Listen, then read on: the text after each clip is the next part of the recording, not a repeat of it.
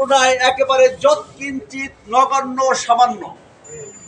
পরে আল্লাহ বলেছেন ইল্লা তানফিরু, যদি বের না হও, যদি সবাই বলেন যদি বের না হও, কে বলেছেন? আল্লাহ তাআলা। যদি বের না হও ইউআযিবুকুম আযাবান আলিমা, আমি তোমাদেরকে সবচাইতে কঠিন মর্মন্তুদ শাস্তি দেব। এই ঘোষণা কার? আল্লাহ। নট অনলি দ্যাট, ওয়াস্তাবদিল কওমান গায়রাকুম, আমি তোমাদেরকে পরিবর্তন করে আরেকটা জাতিকে এখানে নিয়ে আসবো। এই ঘোষণা কার? আল্লাহর। এরপরে আল্লাহ জানিয়ে দিচ্ছেন ওয়ালা তাদুররুহু শাইয়া, তখন তোমরা ওই আল্লাহর কোনো ক্ষতি করতে পারবে না। ঠিক উপস্থিতি, আল্লাহ সুবহানাহু ওয়া তাআলা আমাদেরকে এখন সুন্দর একটা পরিবেশ দিয়েছেন, ঠিক কিনা? এখান থেকে আর 7-8 মাস আগে আমরা এখানে বিশাল আয়োজন করব, কল্পনা করতে পেরেছিলাম? এই সুযোগ করে দিয়েছেন কে? আল্লাহ। আরেকবার আল্লাহ। আল্লাহ সুবহানাহু ওয়া তাআলা আমাদেরকে এই সুযোগটা করে দিয়েছেন। ভাই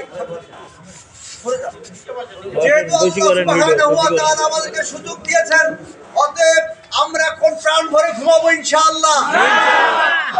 এখন যৌবন যার ঘুমিয়ে থাকার সময় তার, ঠিক কিনা? তবে কি হবে? লড়াই হবে। এখন যৌবন যার সময়, যেহেতু আল্লাহ সুবহানাহু ওয়া তাআলা আমাদেরকে সুযোগ দিয়েছেন, এই সুযোগটা আমাদেরকে কাজে লাগাতে হবে। অতএব আমরা আমাদের সকল অলসতাকে ছেড়ে দিয়ে আল্লাহর জমিনে আল্লাহর দ্বীন কায়েমের জন্য আমরা ময়দানে ঝাঁপিয়ে পড়বো ইনশাআল্লাহ। ইনশাআল্লাহ। এখন আমরা ঈদ করব, আমরা তো ঈদ এখনো করতে পারবো না।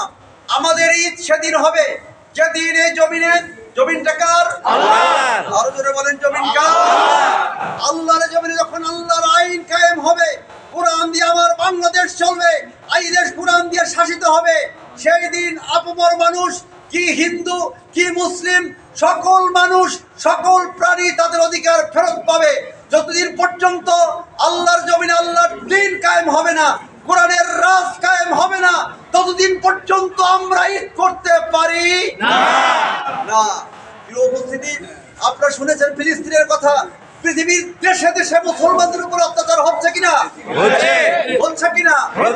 আমি আপনাদেরকে একটা আগাম সতর্কবার্তা দিচ্ছি যে ফিলিস্তিন একদিকে শুধুমাত্র হচ্ছে ইসরায়েল, কয়দিকে?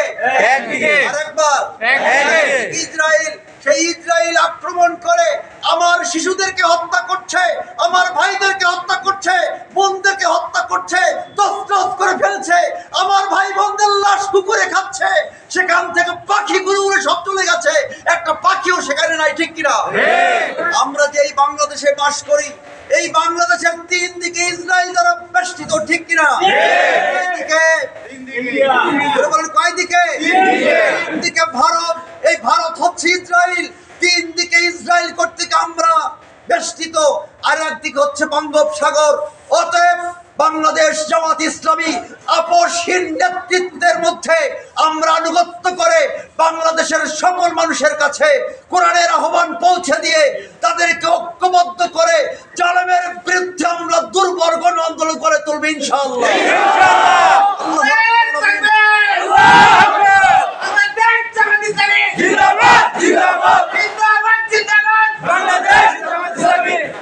আল্লাহ রাব্বুল আলামিন যেহেতু আমাদেরকে নির্দেশ দিয়েছেন তোমরা বেরিয়ে পড়ো, আপনার কি বের হতে রাজি আছেন?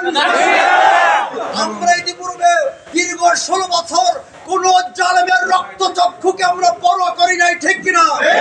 আমাদেরকে গ্রেফতার করেছে, মামলা দিয়েছে, হামলা করেছে, আমাদেরকে গুম করেছে, খুন করেছে, ফাঁসি দিয়েছে, বাট ময়দান আমরা একদিনের জন্য বাতিলের কাছে ছাড়ি, আগামীতেও ছাড়ব। যতদিন পর্যন্ত বাংলাদেশে কোরআনের রাজ কায়েম না হবে, ইসলাম প্রতিষ্ঠিত না হবে, আমরা ঘরে ফিরে যাব না। শুধুমাত্র বাংলাদেশ নয়, যতদিন পর্যন্ত পৃথিবীতে ইসলাম কায়েম না হবে ততদিন পর্যন্ত আমরা আরামে ঘুমাবো না ইনশাআল্লাহ। অবশেষ বলতে চাই, যতদিন না হইবে কায়েম খোদার জমিনে খোদার দিন, ততদিন মোরা নীরব হব না, চালাবো এই জিহাদ বিরামিন ইনশাআল্লাহ। আসসালামু আলাইকুম ওয়া রাহমাতুল্লাহ।